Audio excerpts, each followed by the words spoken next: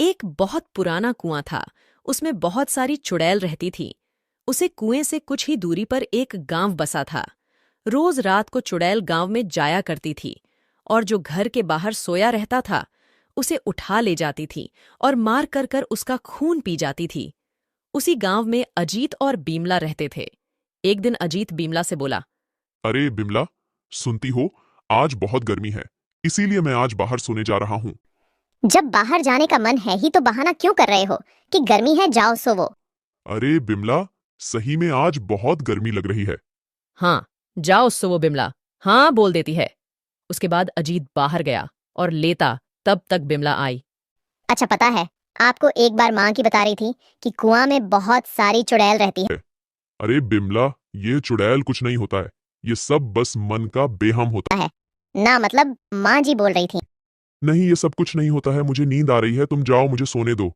हाँ हाँ, बड़ी नींद आ रही है, सोवो जा रही हूँ मैं। इतना बोलकर बिमला घर में चली जाती है और वह भी सो जाती है। रात को 12 बज रहा होता है। उन सब चुड़ैलों में से एक चुड़ैल गांव में घुसी। तब तक देखी कि अजीत बाहर सोया है।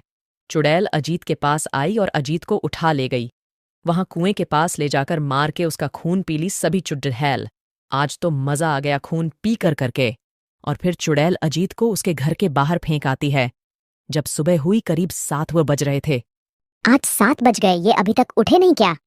देखूं तो जरा। बिमला गई तो देखी कि अजीत चारपाई पर से नीचे गिरा हुआ था। पास गई तो देखी कि अजीत मर चुका था। विमला रोने लगी है। हाय, ये सब कैसे हो गया? किसने मार दिया इनको? विमला का रोना सुनकर गांव वाले वहां जुटे। कैसे हो गया विमला? पता ना, रामू भैया रात को बाहर सोने आए थे, सुबह उठी तो देखी तो ऐसे ही पड्डा दिए थे। अजीत का दाह संस्कार हुआ। इसी गांव में सुरेश और दुर्गा रहते थे। एक रात सुरेश खाना खाया और दुर्गा से बोला, मैं जा रहा हूँ बाहर, आज बाहर ही सोऊंगा। दुर्गा सुरेश से थोड़ा डरती थी। वो ज्यादा कुछ नहीं बोली, बस बोली कि ठीक है, जाइए।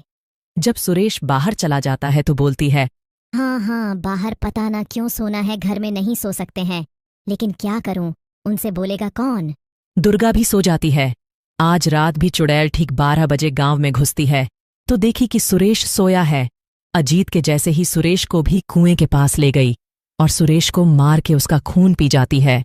और एक चुड़ैल सुरेश को गांव में फेंकने आती है। तब तक रामू को प्यास लगी थी तो पानी पीने उठा था। तब तक चुड़ैल को देखा कि वह सुरेश को फेंक कर जा रही होती है। रामू सोचने लगा, अजीत को भी चुड़ैल ने ही मारा है सुरेश के जैसे। रामू इंतजार कर रहा था कि कब सुबह हो। जब सुबह हुई तो सुरेश के घर गया तो देखा कि उसकी पत्नी रो रही थी। कुछ गांव वाले भी थे। रामू सोचने लगा, क्या मैं बताऊंगा कि चुड़ैल मारी है? सुरेश को तो विश्वास करेगा कोई मेरा। फिर रामू को रहा नहीं गया और बोला, सुरेश भाई को चुड़ैल मारी है। मैं आज रात 1 बजे उठा था, पानी पीने तो देखा कि चुड़ैल सुरेश को फेंक के जा रही थी। गांव वालों में से किसी एक ने बोला, ऐसा नहीं हो सकता, चुड़ैल नहीं होती है। और सुरेश का दाह संस्कार हुआ और सब अपने अपने घर चले गए। ऐसे ही चुड़ैल गांव में एक एक करके मार रही थी। गांव वाले परेशान हो गए थे।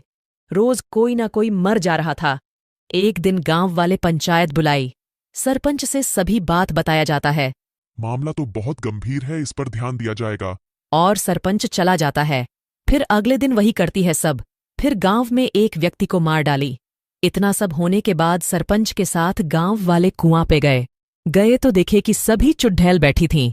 सरपंच बोला, अरे चुड़ैल, तुम सब गांव वालों को क्यों मार रही हो? तुम सबका क्या दुश्मनी है गांव वालों से? सभी चुड़ैल में से एक बोली, हम सभी को छल से मारा था इस गांव का मुखिया, इसीलिए हम सब मिलकर सभी गांव वालों को मारेंगे।